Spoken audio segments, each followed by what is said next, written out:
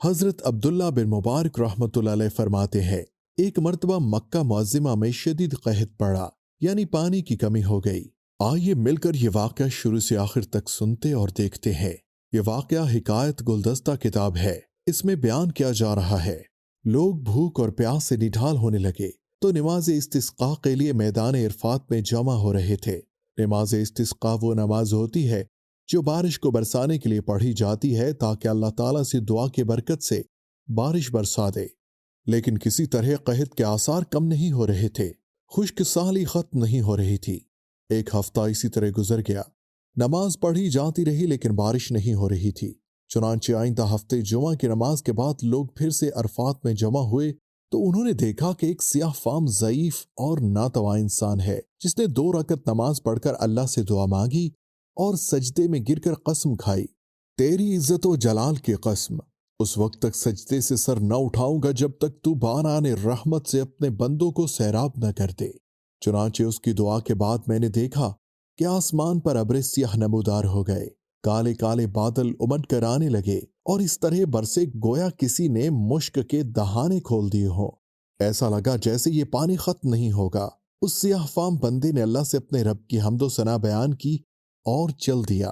میں اس حبشی کو دیکھ رہا تھا، اس کے پیچھے پیچھے چلنے لگا کہ اللہ کا یہ نیک بندہ ہے جس کی ایک دعا پر اللہ تعالیٰ نے بارش برسا دی۔ لوگ کتنے خوش ہو گئے اور اس کو اس بات سے کوئی غرض نہیں ہے۔ میں اس کے پیچھے پیچھے جانے لگا کہ دیکھو یہ شخص کہاں جاتا ہے۔ وہ جلد سے جلد ایسے مکان میں داخل ہوا جہاں ایک بردہ فروش رہتا تھا۔ میں یہ دیکھ کر واپس چلا گیا اور صبح کو کچھ روپیہ لے کر اس چادر بنانے والے کے مکان پر گیا اور میں نے اس سے کہا، مجھے ایک غلام خریدنے کی ضرورت ہے، کیا تمہارے پاس کوئی غلام موجود ہے؟ میری اس درخواست پر اس سوداگر، اس تاجر نے تقریباً 30 غلام دکھائے۔ ان سب کو دیکھ کر میں نے کہا کہ ان کے علاوہ کوئی اور بھی غلام ہے؟ جواب دیا، جی ہاں، ایک منحوس سا غلام ہے جو کسی سے بات نہیں کرتا۔ میں نے کہا اسے بھی دکھا دیں، اس کو بھی دیکھ لیتے ہیں۔ تو سوداگر اسی غلام کو لے آیا جس کو میں دیکھ چکا تھا۔ اسی کی دعا سے اللہ نے بارش برسائی تھی۔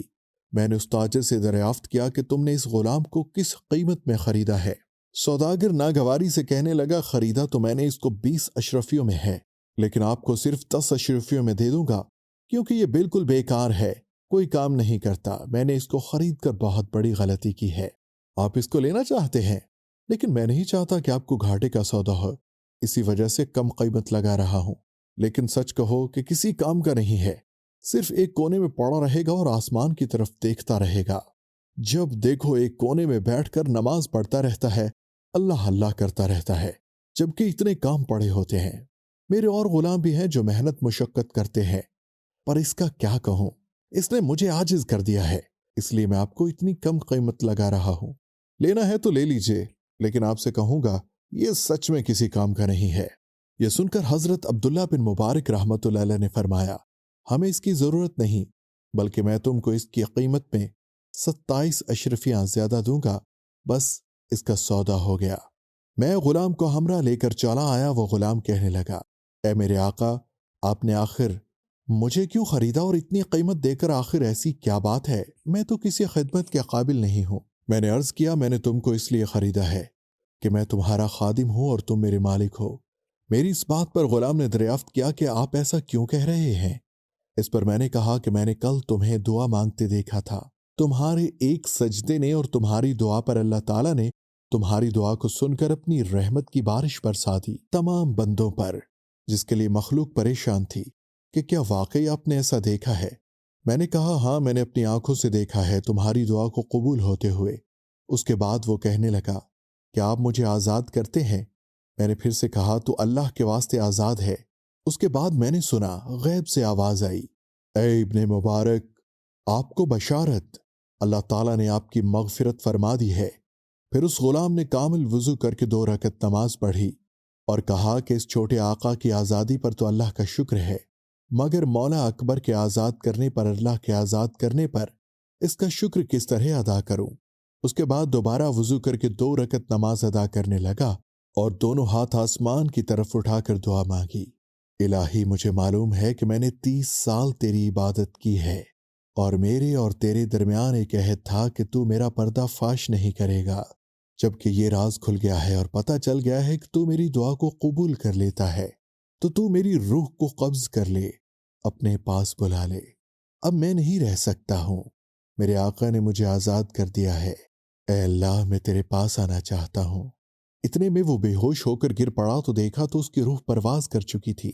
حضرت عبداللہ فرماتے ہیں میں نے اس کو معمولی کفن دیا اور نماز پڑھ کر دفن کر دیا، تو بس جب میں سویا تو کیا دیکھتا ہوں کہ دو خوبصورت بزرگ عمدہ سا لباس پہنے ہوئے، ان میں سے ایک ہستی نے مجھ سے فرمایا، اے ابن مبارک، یہ آپ نے کیا کیا؟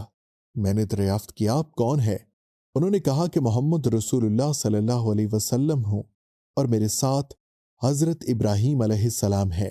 میں نے ان کو سلام پیش کیا اور عرض کیا، یا رسول اللہ صلی اللہ علیہ وسلم، آپ کی آل اور حضرت ابراہیم علیہ السلام کی آل پر بے شمار درود و سلام پیش کرتا ہوں۔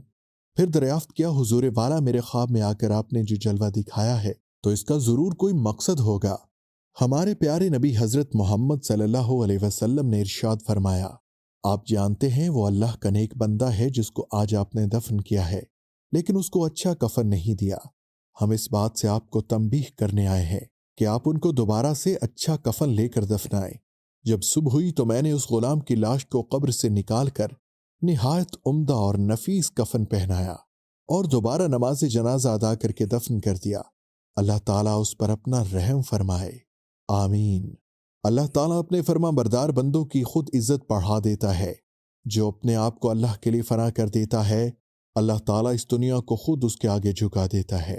دعا ہے کہ اللہ تعالیٰ ہم سب کو نیک بننے کی توفیق عطا فرمائے۔ کیا خوبصورت ہوگا وہ خواب جس میں ہمارے پیارے نبی رسول اللہ صلی اللہ علیہ وسلم خدا کر اس بات کی تنبیہ کر رہے ہیں، اللہ کا وہ نیک بندہ ہے، اسے بہت خوبصورت طریقے سے اس دنیا سے رخصت کیا جائے، شاندار طریقے سے فرشتے اس کو اللہ کے پاس لے کر جاتے ہیں۔ یہ ہیں وہ نیک بندے جن کے لیے اللہ اور اس کے رسول صلی اللہ علیہ وسلم نے بے پناہ محبت کی ہے۔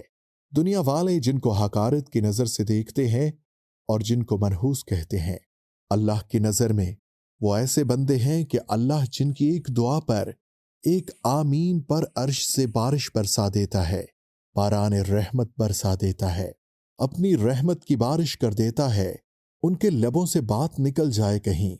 وہ نیک بندے اور اس طرح خوبصورت بندہ اس دنیا سے شاندار طریقے سے 30 سال عبادت کی، اللہ نے نہ صرف عبادت کا صلہ دیا بلکہ نیک عمل صالح پر وہ درجے دیے کہ جنت الفردوس میں اعلیٰ مقام پر فائز کیا۔ ہمیں امید ہے کہ ہمیشہ کی طرح آج بھی ہماری ویڈیو آپ کو پسند آئی ہوگی، تو پلیز آپ سے ریکویسٹ ہے کہ ہماری ویڈیو کے بارے میں کامنٹ لازمی کیجیے اور دعا کے لیے ہمیں ضرور اپنا نام لکھ کر کامنٹ کیجیے گا تاکہ آپ کے نام سے دعا کی جا سکے۔ اللہ پاک ہم سب کو عمل کرنے کی توفیق عطا فرمائے، آمین یا رب العالمین۔